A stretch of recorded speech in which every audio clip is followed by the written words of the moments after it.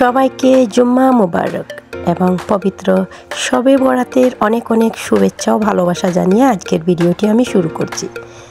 তো hello everyone, আসসালামু আলাইকুম, welcome back to my new blog. আশা করি সবাই ভালো আছেন, আমিও আলহামদুলিল্লাহ এই তো ভালোই আছি। আবারও চলে আসলাম দিয়া আলম ব্লগের নতুন আরও একটি ভিডিও নিয়ে আপনাদের মাঝে। তো কাছে এবং দূরে, দেশ এবং দেশের বাইরে থেকে এই মুহূর্তে যে যেখান থেকে আমার এই ভিডিওটি দেখছেন কিংবা পরবর্তীতে দেখবেন, সবাইকে জানাই অসংখ্য অসংখ্য ধন্যবাদ এবং অনেক অনেক ভালোবাসা।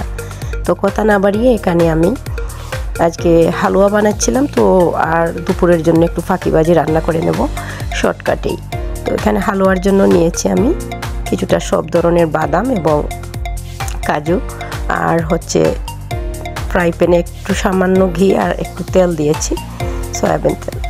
আর এখানে আমি দারুচিনি এলাচি দিয়েছি দুই টুকরো, আর সুজি নিয়েছি আমি, আর শুকনো চালের গুঁড়া। এগুলোকে আমি এই যে ঘি আর তেলের মধ্যে ভালো করে ভেজে নেব, মিক্স করে ভালো করে ভেজে নেব।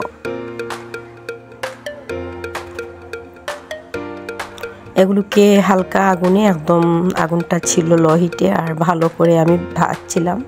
কিছু সময় ভাজার পর এখানে চিনি দিয়ে দিলাম। আপনারা আপনাদের পছন্দ অনুযায়ী চিনি মিষ্টি যে যেরকম পছন্দ করেন সেই অনুযায়ী দেবেন। আমি আমার পছন্দ অনুযায়ী দিয়েছি। এবার আমি এখানে গরম দুধ দিয়ে দিচ্ছি।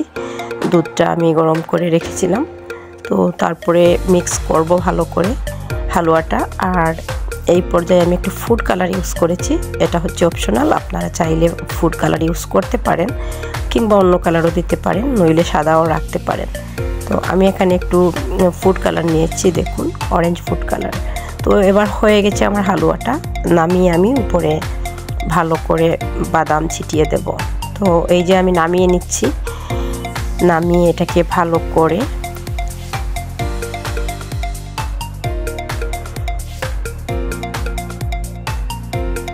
এই চামচের সাহায্যে আমি ভালো করে এটাকে মেস্ট করে নিচ্ছি। দেখুন ভালো করে এরকম গরম গরম অবস্থায়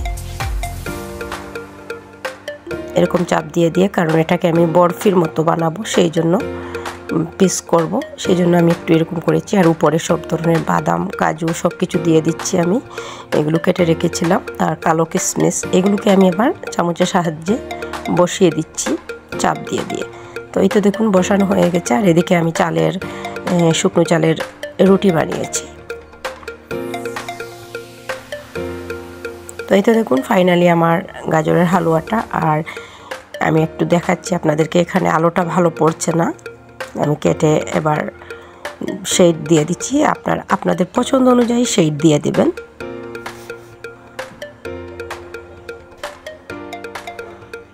আসলে আজকে আর বেশি ঝামেলা করতে চাইনি আমি, ফাঁকিবাজি দুপুরের একটু রান্না করব, আলু দিয়ে মুরগির মাংস, বেগুন ভাজা আর মাছ ভাজা করে নেব শর্টকাটেই। তো সেই জন্য ভাবলাম একটু ভিডিও শ্যুট আপনাদের সাথেও শেয়ার করে নিই। আর এই তো এবার আমি কেটে নেব। তো ইচ্ছে মতো যার যেরকম খুশি কাটতে পারেন, আমি আমার ইচ্ছে মতোই কেটে নিয়েছি। তো একটি ছুরির সাহায্যে কেটে নিচ্ছি আমি।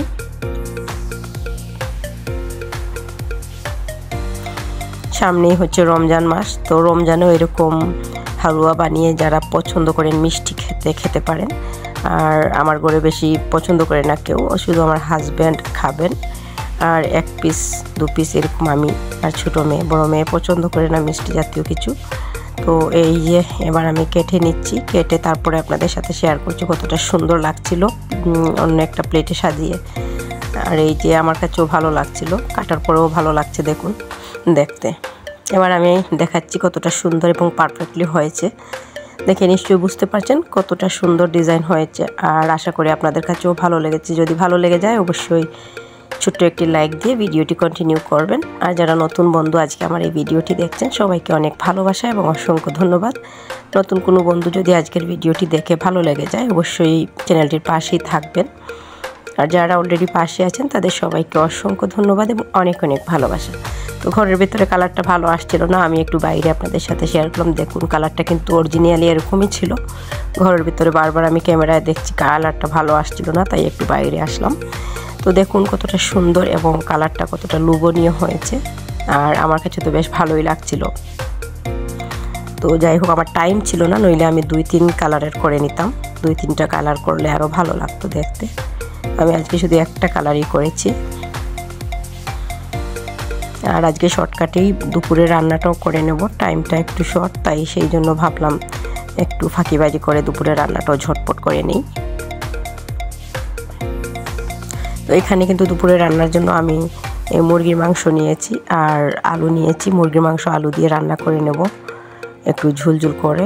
আর এখানে আমার জিরা পেস্ট ছিল না, তো সেই জন্য জিরা আমি ভেজে নিচ্ছি শুকনো, তারপর জিরা পাউডার করে নেব। তো জিরা পাউডার আমি অন্য ভিডিওতে দিয়েছি কি করে মিক্সি জারে জিরা পাউডার কিংবা দারুচিনি এলাচি এগুলো পাউডার করতে হয়। আমার পুরনো ভিডিওগুলো যারা দেখেছেন অবশ্যই আমি কিন্তু সেটা শেয়ার করেছি মিক্সিতে কিভাবে করতে হয়। আর শিলপাটায় বেটে নিতে পারেন, সেটা আপনাদের ইচ্ছা। তো ফাঁকিবাজি রান্নাটা আমি বসিয়ে দিয়েছি এবার পাতিলে। তো এবার আজকে আমি শর্টকাটে রান্নাটা করে নেব। আর রান্নাটা কিন্তু আমি ঝটপটভাবেই করছি, কারণ আজকে টাইমটা একটু শর্ট। নামাজ টামাজ পড়বো, প্রতিদিনই তো পড়ি, কিন্তু আজকে ভাবলাম যে শর্টকাটেই রান্নাটা বসিয়ে দিই একেবারেই। তো যারা যারা আমার সাথে আছেন এবং আমার কথাগুলো শুনছেন সবাইকে অসংখ্য ধন্যবাদ এবং অনেক অনেক ভালোবাসা। তো সবাই সবার জন্য দোয়া করবেন। আজকের একটা এত সুন্দর একটা রাত, এই রাত সবার জন্য সব সময় হয়তো আসে না, যেমন আমাদের গত বছরও যারা ছিলেন অনেকে এই বছর নেই। তো আল্লাহ যেন সবাইকে ভালো রাখেন, সুস্থ রাখেন এবং সবাইকে যেন আল্লাহ জান্নাতবাসী করেন। তো সবাই আমরা সবার জন্য দোয়া করব এবং আগামী দিন আসবে কিনা আমাদের জন্য সেটাও জানি না। তো আজকের এই দিনটা যে আমরা পেয়েছি সেই জন্য আল্লাহর দরবারে লাখো লাখো শুকরিয়া এবং অনেক অনেক সবার জন্য দোয়া ও ভালোবাসা, কারণ এই দিনটা সবার ভাগ্যে হয়তো অনেক সময় জুটে না। আমাদের ভাগ্যেও আগামী বছর আসবে কিনা সেটা জানি না। আর এই দিনটায় সবার গুনাহ যেন আল্লাহ মাফ করে দেন। সবাই সবার জন্য দোয়া করবেন। আর এই তো আমি কিন্তু ঝটপট করে বসিয়ে দিয়েছি সব কিছু দিয়ে একেবারে। আজকে আলু, টমেটো, মাংস সব কিছু একসাথে বসিয়ে আমি কষিয়ে নেব, তারপরে মশলা দিয়ে দেবো, শুকনো গুঁড়া মশলাগুলো দিয়ে ঝটপট করে রান্নাবাড়া সেরে নেব আর কি। প্রতিদিনই তো রান্নাবাড়া করছি, খাচ্ছি, তো আজকে ভাবলাম একটু ঝটপট বসিয়ে নিই।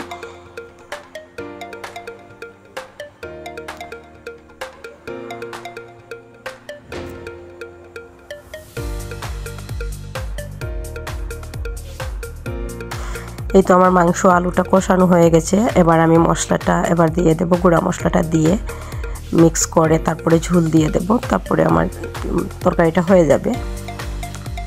আর অফ ক্যামেরায় আমি বেগুন আর মাছ ভাজা করে নিয়েছিলাম। তো বেগুন ভাজা আর মাছ ভাজা ঝটপট সব কিছু আমি করে তারপরে গোসল করেছিলাম, গোসল করে নামাজ পড়ে খেতেও বসেছিলাম। তো সেই জন্য আমি আজকে একদম ফাঁকিবাজি করে রান্নাটাই করেছি। দেখুন মশলা টশলা দিয়ে ভালো করে এবার মিক্স করে নেব। সব ধরনের মাংসতে আমরা যা যা মশলা দেই আর কি সব কিছু দিয়ে দিয়েছি।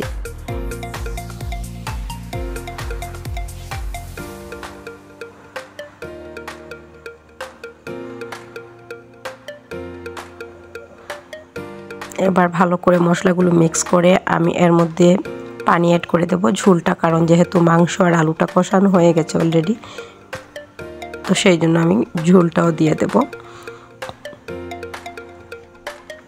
তো ফাইনালি কিন্তু আমি ঝোল দিয়ে দিয়েছি আর 4-5টা কাঁচামরিচও দিয়ে দিয়েছি। তো এবার আমি ঢাকনা দিয়ে ঢেকে রাখবো, তারপর ফাইনাল লুকটা আপনাদের সাথে শেয়ার করছি। দেখুন এই যে দেখুন আমার রান্না হয়ে গেছে, এদিকে বেগুন আর মাছ ভাজাও হয়ে গেছে, সালাদও বানিয়েছি একটু। তো দুপুরে রান্না ফাঁকিবাজি ছিল আজকের। এই হলো আজকের আমার এই ভিডিওটি। তো আপনাদের কাছে কেমন লাগলো অবশ্যই সুন্দর একটি কমেন্ট করে জানাবেন। সবার সুন্দর কমেন্টের অপেক্ষায় রইলাম।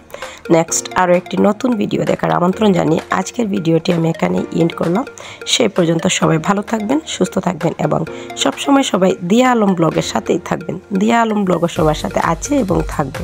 আল্লাহ হাফিজ এভরিওয়ান, আসসালামু আলাইকুম।